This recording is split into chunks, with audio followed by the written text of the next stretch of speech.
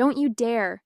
You're not going to deny me this opportunity, I said, my voice rising as I stood in Thomas Miller's office doorway. The department head looked up from his desk with a satisfied grin that made my stomach turn. After a decade of dedicated service to Peterson Engineering, this was how it would end? My name is Kaylee Thompson, and at 52, I've spent the last 10 years of my career at one of San Francisco's leading engineering firms. Through 3 company restructures, 2 economic downturns, and countless late nights perfecting designs, I had proven myself invaluable, or so I thought. Kaylee, please sit down. Thomas motioned to the chair across from his desk, his voice carrying that rehearsed sympathy that HR must teach in management training. We're bringing in someone younger for your role. After 10 years, it's time to move on. The words hung in the air between us. Someone younger. Not someone more qualified or experienced, just younger. I felt the familiar heat of indignation rising in my chest, but took a deep breath instead. This wasn't the time for an emotional outburst. I nodded calmly. I appreciate the notice, Thomas. My muted response clearly wasn't what he expected. Thomas blinked, momentarily thrown off script. Well, good. I'm glad you understand. The transition will take place over the next month. We'll need you to train your replacement, Olivia. She graduates from Berkeley next week. I smiled thinly. Of course. What Thomas didn't know, what nobody in the department knew, was that the next board meeting would be special. Very special indeed. Will there be a formal announcement? I asked, my voice steady. We'll announce it at the department meeting on Monday, Thomas replied, already turning his attention back to his computer screen, dismissing me. HR will be in touch about your severance package. I stood up and smoothed my blazer. I see. And the quarterly board meeting is still next Thursday at 2 p.m.? Thomas looked up, confusion flickering across his face. Yes, but that's not something you need to concern yourself with anymore. Just double-checking my calendar, I said lightly. Will CEO Davis be in attendance? Thomas's eyes narrowed slightly. Why do you ask? Just curious, I replied with a shrug. Well, I won't take up any more of your time. As I walked out of his office, I felt strangely calm. 10 years at Peterson Engineering had taught me patience, resilience, and the importance of knowing when to speak and when to remain silent. The next board meeting would reveal everything, and Thomas Miller's smug satisfaction would evaporate faster than morning fog on the bay.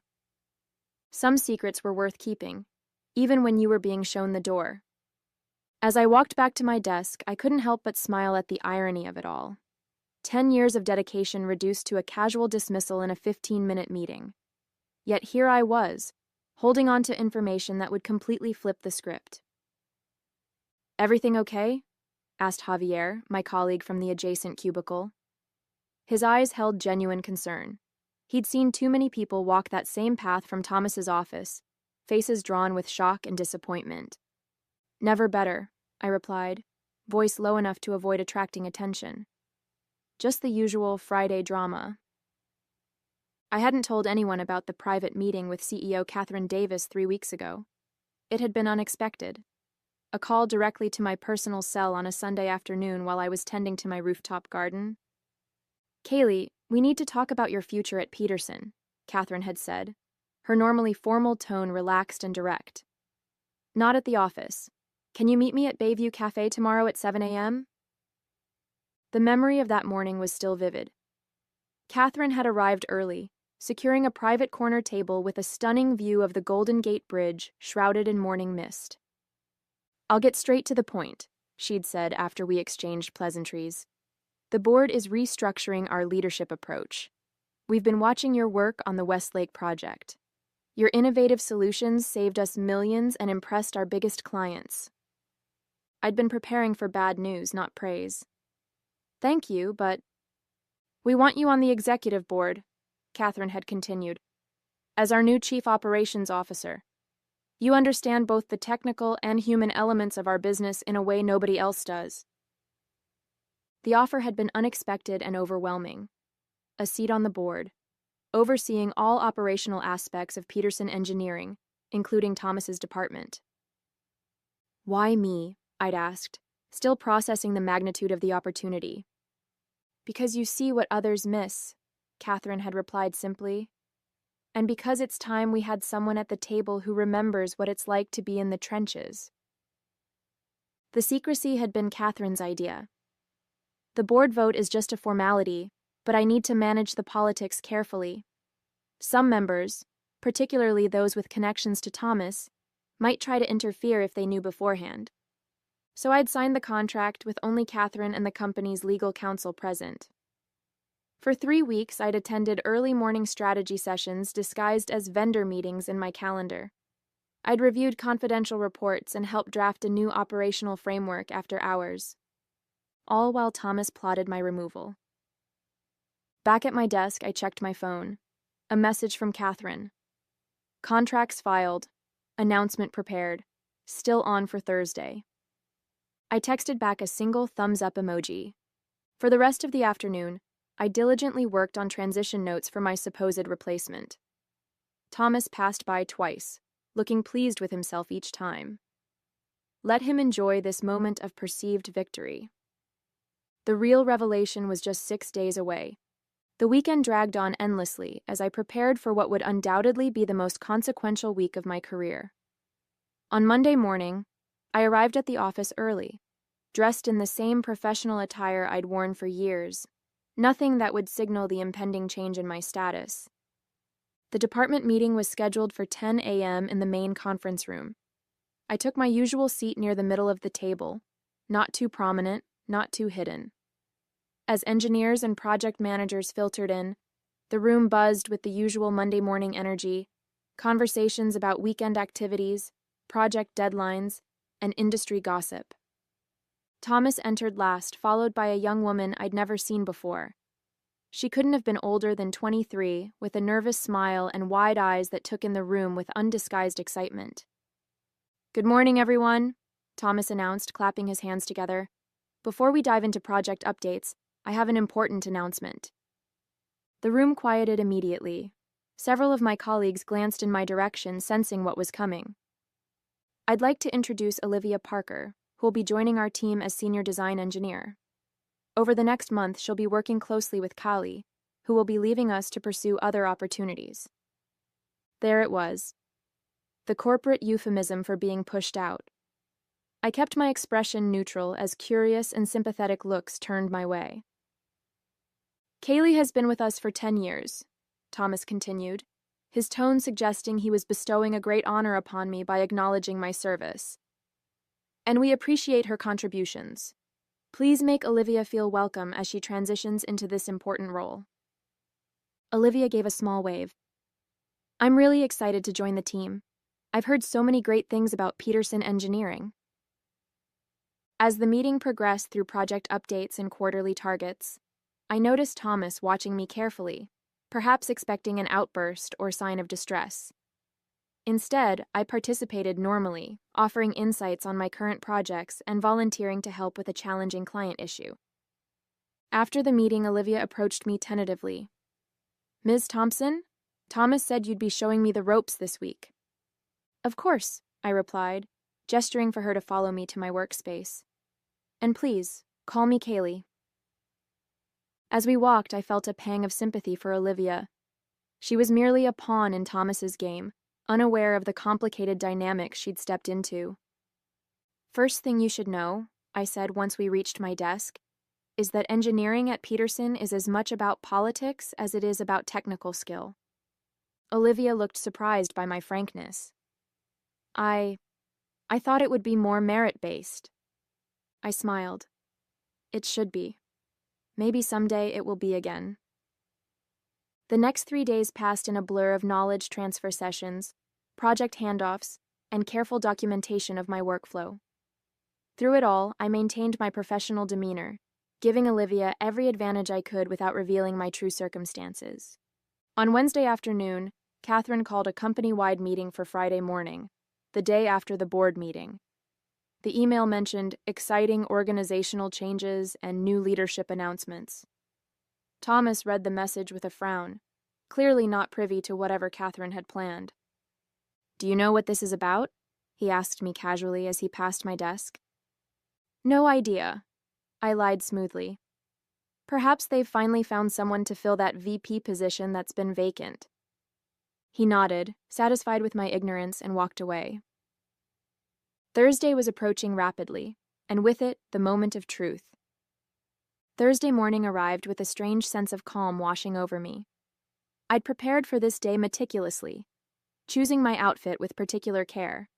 A tailored charcoal suit I'd purchased for the occasion, accented with a subtle jade silk blouse that brought out the green in my eyes.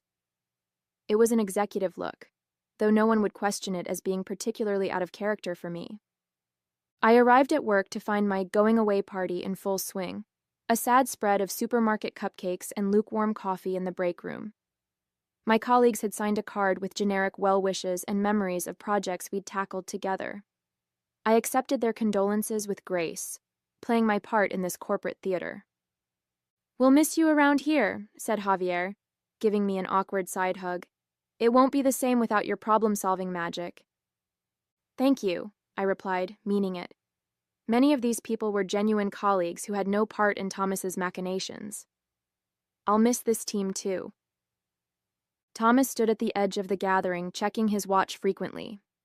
The board meeting was at 2 p.m., and as department head, he'd need to prepare his quarterly presentation. I knew exactly what was in it. I'd helped design the reporting framework years ago. "Kali, could I see you in my office when you're done here?"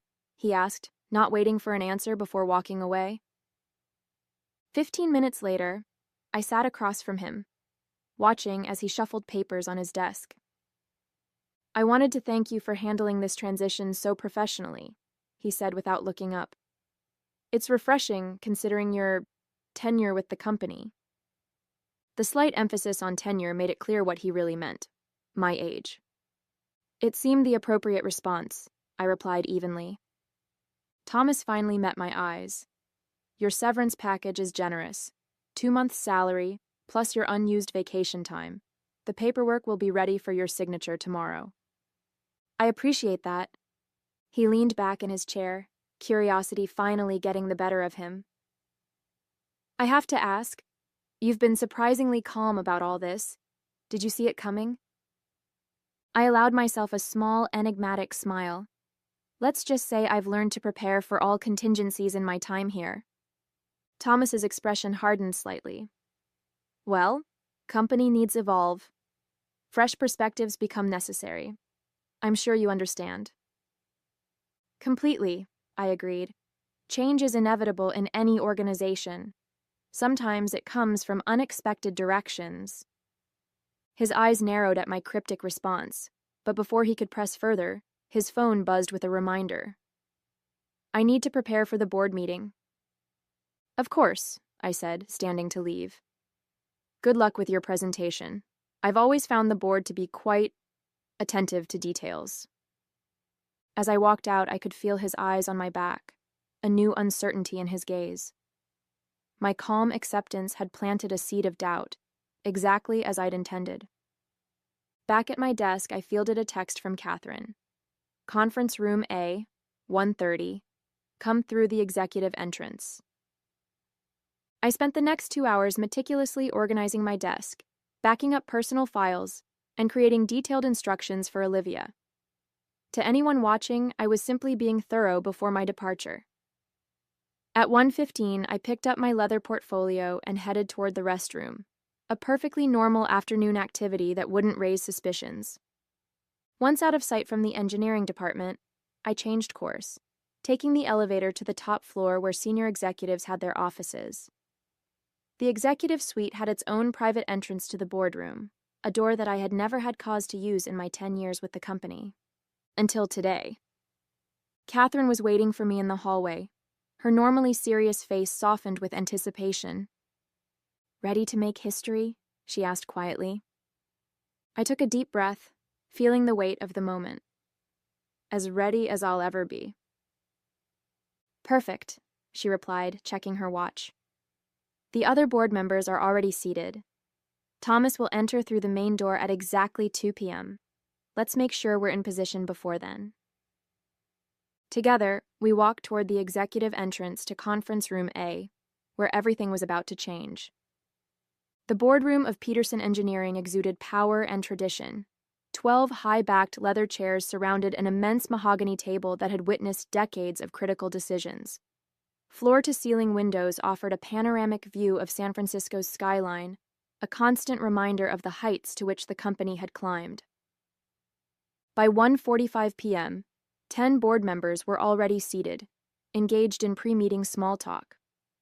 Catherine nodded subtly toward an empty chair on her right, my designated seat.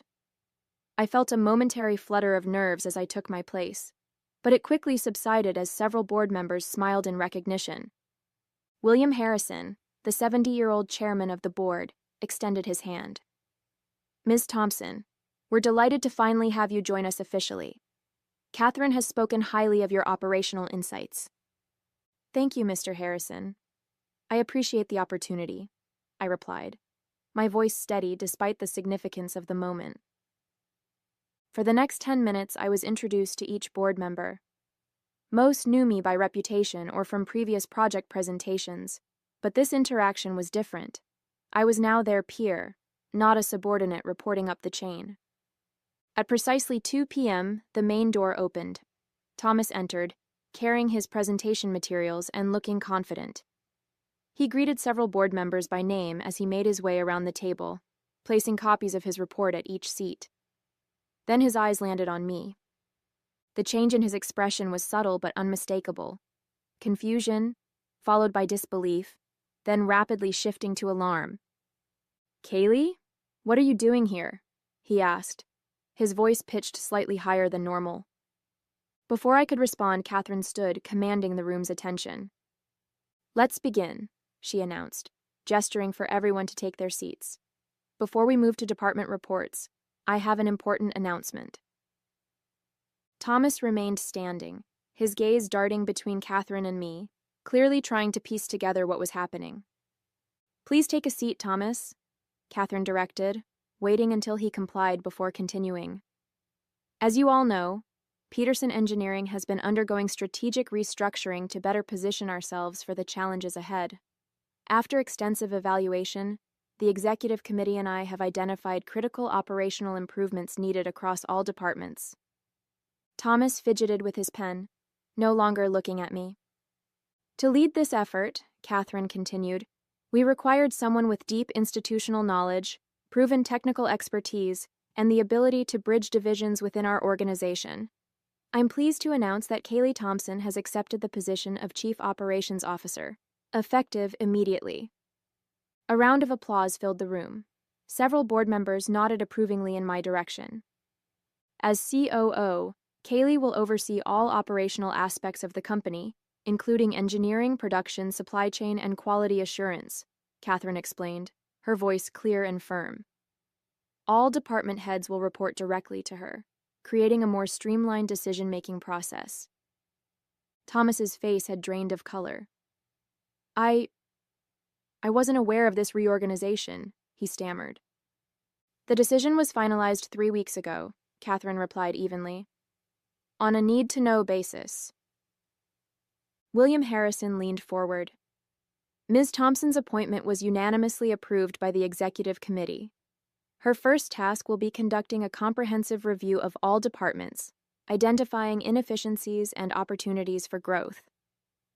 I finally spoke, keeping my voice professional and measured. "I'm looking forward to working with all department heads to optimize our operations.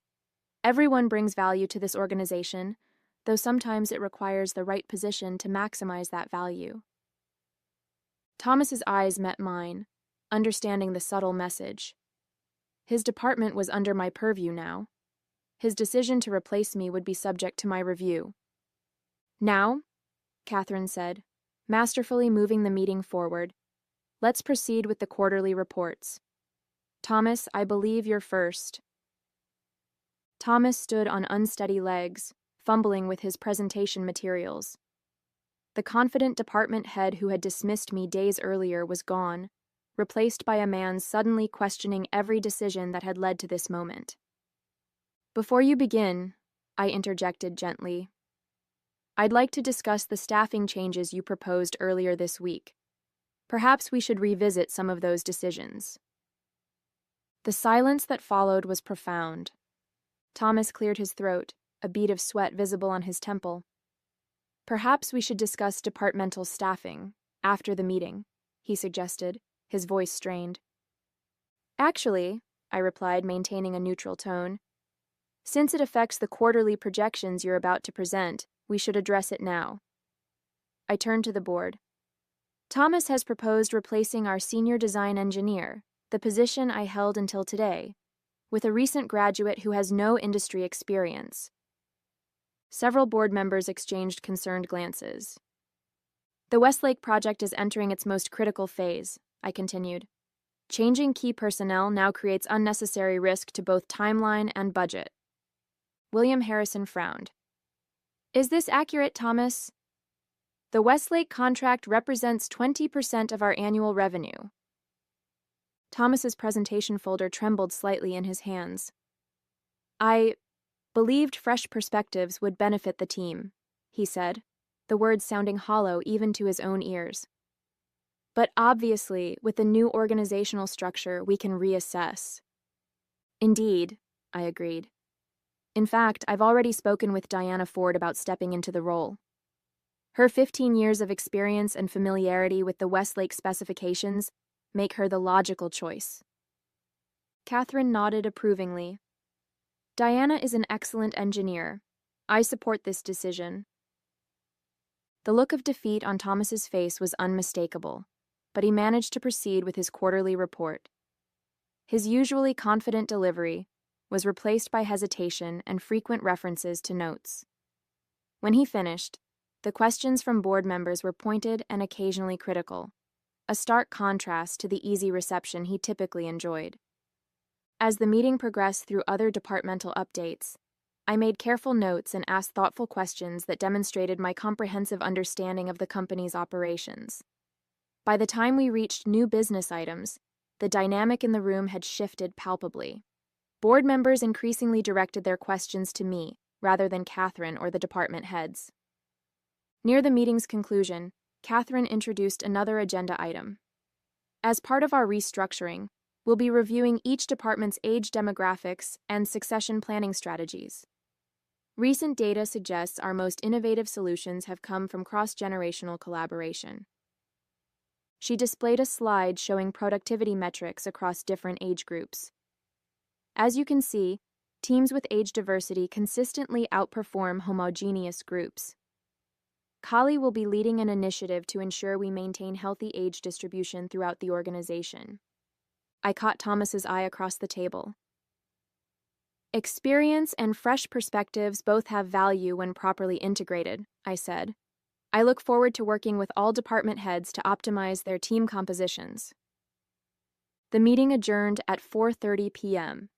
As board members gathered their materials and engaged in post-meeting conversations, Thomas approached me cautiously. "Congratulations on your promotion," he said stiffly. "Had I known, you'd have made different decisions," I finished for him. "I understand completely." He nodded uncomfortably. "About Olivia." "She's talented but inexperienced," I said. "I think she'd benefit from our junior engineer development program, rather than being thrown into a senior role prematurely. Don't you agree?" Thomas knew he had no choice. "Of course, I'll inform her of the change." "No need," I replied. "As COO, I should welcome all new employees personally. I'll meet with her tomorrow to discuss her actual role and set appropriate expectations." Catherine joined us, effectively ending the conversation. "Kaylee, the executive team is gathering for dinner at Bayside Restaurant at 7. We'd love for you to join us." "I'd be delighted," I said, collecting my notes. As Thomas walked away, Catherine watched him with a calculating expression. "He'll either adapt or find himself increasingly marginalized," she observed quietly.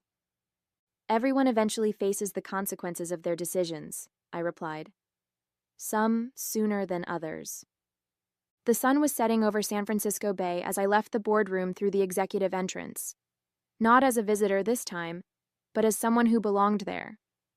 Tomorrow, the company-wide announcement would make my new position official, but today's reversal of fortune was satisfaction enough. The 10 years I'd invested in Peterson Engineering had finally paid off, though not in the way Thomas had intended when he'd called me into his office with that satisfied grin just days ago. Friday morning's company-wide meeting brought a palpable buzz to the auditorium. Employees from every department gathered, whispering speculations about the organizational changes mentioned in Catherine's email. I stood backstage with Catherine and the executive team, dressed in a navy suit that signaled my new authority while still feeling true to myself. "Nervous?" Catherine asked, straightening her blazer. "Surprisingly, no," I replied. "It feels right." At exactly 9 a.m., Catherine took the stage to enthusiastic applause. I watched from the wings as she outlined Peterson Engineering's vision for the future, emphasizing innovation, collaboration, and strategic growth. "To lead us through this next chapter," Catherine announced, "I'm pleased to introduce our new Chief Operations Officer, Kaylee Thompson." As I walked onto the stage, the reaction was immediate and overwhelming. Engineers who had worked alongside me for years stood in applause. Project managers who had seen my solutions save impossible deadlines cheered. Even the administrative staff with whom I'd always maintained respectful relationships showed their approval. Thomas sat in the third row, clapping mechanically, his expression unreadable. "Thank you," I began, waiting for the applause to subside. "For 10 years, I've had the privilege of solving problems at Peterson Engineering. Today, I'm honored to help shape our collective future." I outlined my vision for operational excellence, emphasizing collaboration across generations and departments. "Experience and fresh perspectives both have tremendous value," I said, making brief eye contact with Thomas. "Our strength lies in harnessing both." After the presentation, employees approached to offer congratulations. Olivia, looking slightly confused, waited until most had dispersed. "Ms. Thompson, Kaylee," she began tentatively. "I'm a little unclear about my position now." I smiled reassuringly. "Let's meet in my office in an hour. I think you have great potential, just not in the role Thomas originally proposed." As the crowd thinned, I spotted Javier giving me a knowing grin and a thumbs up from across the room. Perhaps he'd suspected something all along. The transition into my role as COO happened more smoothly than anyone might have expected. By Monday morning, I had moved into the executive suite on the top floor, a spacious corner office with windows overlooking the Bay Bridge. The contrast to my former cubicle was striking, but I made sure to bring along the small jade plant that had survived 10 years of engineering crises with me. Some continuity was important. My first official week was packed with meetings, getting to know each department head personally, reviewing ongoing projects, and assessing operational bottlenecks. I made a point of being visible throughout the building, visiting departments and speaking directly with employees at all levels. This wasn't just good leadership. It was a message that the barriers between executives and staff were being dismantled. Thomas had been notably subdued. Our first one-on-one meeting had been brief and focused strictly on his department's metrics. He avoided direct eye contact and kept his responses clipped and professional. I neither gloated nor referenced our previous dynamics, treating him with the same respectful professionalism I showed all department heads. On Friday afternoon, Catherine stopped by my office with 2 cups of coffee. "So, 1 week in, how does it feel?" she asked, settling into the chair across from my desk. "Challenging in all the right ways," I replied honestly. "There's so much opportunity for improvement." She nodded, looking pleased. "The board is impressed with your approach so far. William Harrison specifically mentioned your talent for asking the right questions." "I've had years to think about what I'd do differently if given the chance," I admitted. Catherine smiled knowingly. "That's exactly why you were the right choice. Oh, and I thought you'd want to know. Thomas has requested a transfer to our Seattle office." "Running away?" I asked, raising an eyebrow. "He claims it's for family reasons," Catherine replied. "But we both know better." I considered this news thoughtfully. "Let's approve it," Sometimes a fresh start benefits everyone. Catherine raised her coffee cup in a small toast. Spoken like a true executive,